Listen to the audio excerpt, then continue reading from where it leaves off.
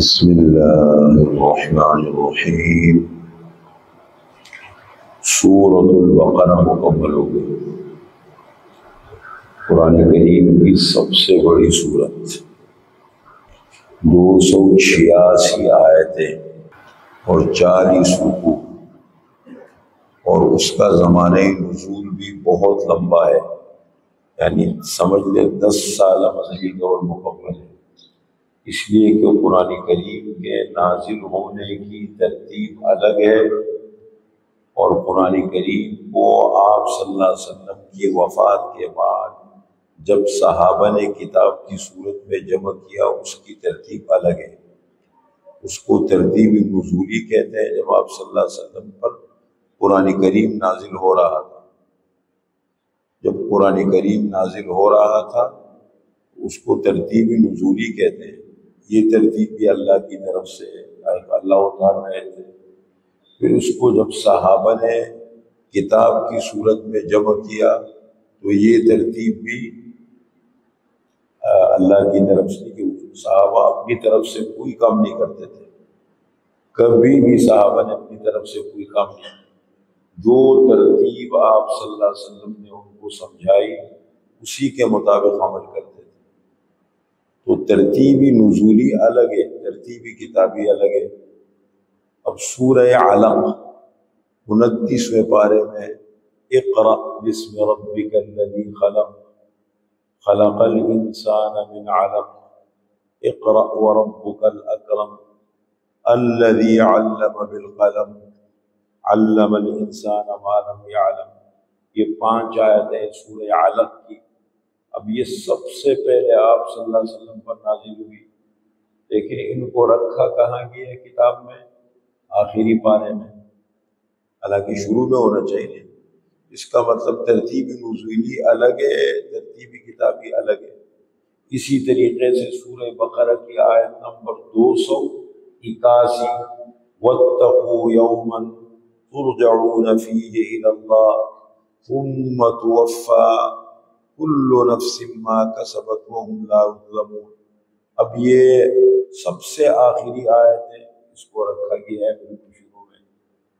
تو اس کا مطلب قرآن کریم کے نازل ہونے کی ترتیب الگ ہے اللہ کی جانب سے، اور قرآن کریم کو کتاب کی صورت میں جمع کیا گیا جو اس وقت ہمارے سامنے ہے، یہ ترتیب الگ ہے، یہ بھی اللہ کی طرف سے۔ اب آپ صلی اللہ علیہ وسلم جب مدینہ منورہ تشریف لے گئے، جو مدنی دور کہلاتا ہے، اس کو کہتے ہیں مدنی دور، 10 سال کی زندگی۔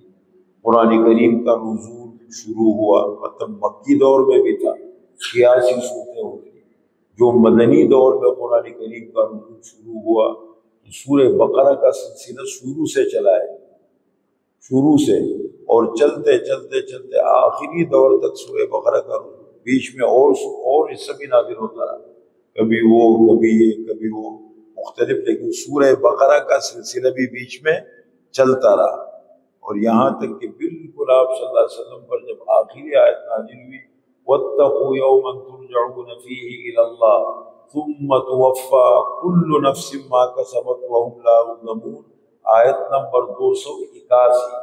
اس آیت کے نزول کے بعد آپ صلی اللہ علیہ وسلم ایک روایت کے مطابق 31 دن، اور ایک روایت کے مطابق تاریخی قول ہے، یہ تاریخی بات ہے، 9 دن تک دنیا میں حیات رہے، پھر آپ صلی اللہ علیہ وسلم وفات پا گئے۔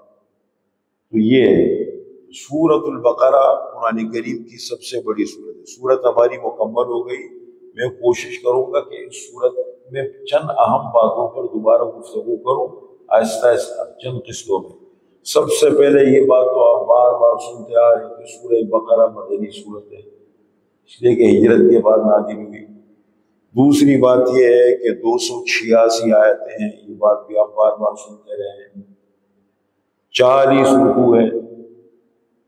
اچھا، اس میں سورہ بقرہ کا زمانہ نزول پورا مدنی دور ہے، 10 سالہ مدنی دور ہے۔ زمانہ نزول کا مطلب اس کا نزول کب ہوا؟ تو ہم کہیں گے کہ مدنی دور میں پورا 10 سال دور میں یہ صورت نازل ہوتی ہے، الگ الگ اوقات میں۔ ایک تو یہ، دوسری بات یہ کہ اس صورت کا مین عنوان کیا ہے، اس لیے کہ بہت برکت والی صورت ہے۔ آپ صلی اللہ علیہ وسلم فرماتے ہیں کہ اقرأوا سورۃ البقرہ، سورۃ البقرہ کو پڑھا کرو اپنے گھروں میں، اپنے دفتروں میں، اپنی زندگیوں میں، قسطوں میں پڑھو، ایک ساتھ پڑھو، تھوڑا تھوڑا کر کے پڑھو، لیکن پڑھا کرو، کیونکہ فإن أخذها برکت، سورہ بقرہ کا پڑھنا باعث برکت ہے، اس سے برکت آئے گی آپ زندگی میں، گھروں میں، کاروبار میں، ہر چیز میں۔ وَتَرْكَهَا حَسْرَةٌ، اور اس کا چھوڑنا بد نصیبی ہے، یعنی بد نصیب ہے جو سورہ بقرہ سے محروم ہے۔ وَلَا يَسْتَطِيعُهَا الْبَطَلَ، اور جو لوگ سورہ بقرہ پڑھنے کا اہتمام کرتے ہیں ان پر باطل قوت اثر اندازی، اللہ حفاظت فرماتے ہیں مشکلات سے، تکلیفوں سے، حاسدین سے، دشمنوں سے حفاظت فرماتے ہیں اللہ تعالیٰ۔ سب سے پہلے دیکھیں آج ہم ذکر کریں گے سورہ بقرہ کے فضائل۔ یہ شروع میں جب ہم تفسیر شروع کر رہے تھے اس وقت بھی ہم نے بیان کیے تھے، وقتاً فوقتاً اس کا اظہار بھی کرتے ہیں، لیکن آج میں پھر چند حدیثیں آپ کی خدمت میں پیش کرتا ہوں تاکہ یہ مضمون ذہن میں رہے۔ سب سے پہلی حدیث رسول اللہ صلی اللہ علیہ وسلم فرماتے ہیں اقرأوا سورۃ البقرہ، سورۃ البقرہ کو پڑھا کرو، فإن أخذها برکت، سورہ بقرہ کا پڑھنا باعث برکت ہے، اس سے زندگی میں، گھر میں، ہر چیز میں برکت آتی ہے۔ وَتَرْكَهَا حَسْرَةٌ، اور سورہ بقرہ کو چھوڑنا حسرت اور بد نصیبی ہے۔ وَلَا يَسْتَطِيعُهَا الْبَطَلَ، اور جو لوگ سورہ بقرہ پڑھتے ہیں ان پر باطل قوتیں اثر انداز نہیں ہو سکتی، وہ بھی باطل ہے۔ اگر ہم اس سوچ اور اس فکر کے ساتھ اس کو پڑھیں تو جتنے حاسدین ہیں، جتنے مخالفین ہیں، دشمن ہیں، تو اللہ سب سے محفوظ رکھیں گے، ان کے برکات ہوتے ہیں، یقین کے ساتھ پڑھیں۔ دیکھیں دو قسم کے وظائف ہوتے ہیں، ایک وہ اعمال ہیں جو اللہ اور اللہ کے رسول نے بتائے، ان کو صحیح طریقے سے سمجھنا اور یقین کے ساتھ پڑھنے سے یقیناً اثر ہوتا ہے۔ اگر صحیح طریقے سے نہیں پڑھیں گے، صحیح یقین نہیں ہوگا۔ ہمارے یہاں بڑا رویہ یہ ہے معاشرے کا کہ اگر عام آدمی کوئی وظیفہ بتاتا ہے اس کے پیچھے پاگل کی طرف دوڑتے ہیں، بڑے بڑے پہلوان گر جاتے ہیں، میں نمازی ہوتے ہیں، دینی حلقوں میں، ماحول میں بیٹھنے والے لوگ ہوتے ہیں، لیکن وہ عجیب عجیب وظیفے کو بتا رہے ہوتے ہیں، جاہل ٹائپ کے لوگ بیٹھ گئے۔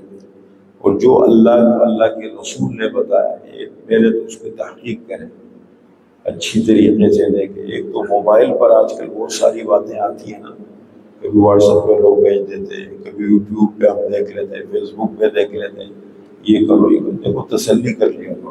ایک عام آدمی کو کوئی چیز اس طرح کی آ جائے، یہ نہیں ہے کہ بس رسول اللہ صلی اللہ علیہ وسلم نے فرمایا، تسلی کر لیا کریں۔ آج کل عام لوگ بیچتے ہیں، تھوڑا سا اطمینان کر لیا کریں، اطمینان کے بعد اس کو پڑھ لیا کریں۔ اکثر چیزیں صحیح بھی ہوتی ہیں، کبھی کبھی غلطیاں بھی ہو جاتی ہیں اس کے اندر، تو یہ اس یقین کے ساتھ پڑھیں۔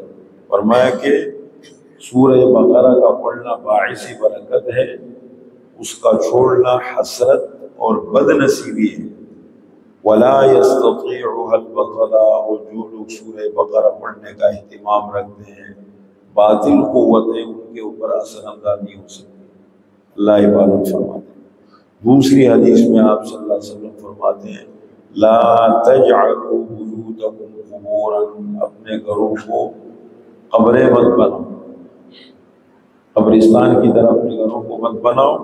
فإن البيت الذي تقرأ فيه سورة البقرة لا يدخله الشيطان، جس گھر کے اندر سورہ بقرہ پڑھی جائے شیطان وہاں داخل نہیں ہو سکتا۔ اپنے گھروں کو قبریں مت بناؤ کے مطلب یہ ہے کہ بالکل ہمارے گھروں میں اعمال ہوں، اس سے بھی بڑی اپنے گھروں کے اندر اعمال کا اہتمام بہت بڑی نعمت ہے۔ لیکن اب یہ چیزیں ہوتی ہیں، کہتے گھر میں کتا رکھو گے، کتا شوقی کتا گھر میں رکھنے سے رحمت کے فرشتے داخل نہیں ہوتے۔ غیر ضروری تصویریں لٹکائی ہوئی ہیں، تصویریں مت لٹکایا کرو گھروں میں، ٹھیک ایک ضرورت کی حد تک چیزیں ضرورت کی حد تک رکھیں اس کو، لیکن یہ کہ فریم لگا کے گھروں میں تصویریں لگانا یا شوقیہ کتا رکھنا، ایک تو یہ کہ چوکی داری کے لیے رکھا ہے، اس کی اجازت ہے، وہ طبع کی مجبوری ہو اداری، اور ایک یہ شوقیہ کتے۔ اب دیکھیں ہمارے ہاں یہ اتنا بڑا میاں ہے پاکستان کو، دیکھو ڈیفینس کے اندر آپ بکری، گائے، اس طرح کے جانور نہیں رکھ سکتے، کتے رکھنے کی اجازت ہے۔ اور آج کل تو یہ تقریباً اتنا عام ہو رہے ہیں، وہ انگریز کی دیکھا دیکھی میں ہر بندہ کتے لے کے پھر رہے وہ زیادہ انگریزی پڑھ لیتے ہیں، بعد کے ماحول میں رہ لیتے ہیں نا، اور انگریزوں کے ماحول میں رہ کے ادھر آ جاتے ہیں، وہ سمجھتے ہیں کہ وہ لوگ بہت ہی مہذب لوگ ہیں، بہت تہذیب والے لوگ ہیں، بیچارے خدا دین سے فارغ لوگ ہیں، بس ایک رسی نے ان کو تھام رکھا ہے، جب یہ رسی ٹوٹے گی پھر آپ دیکھیں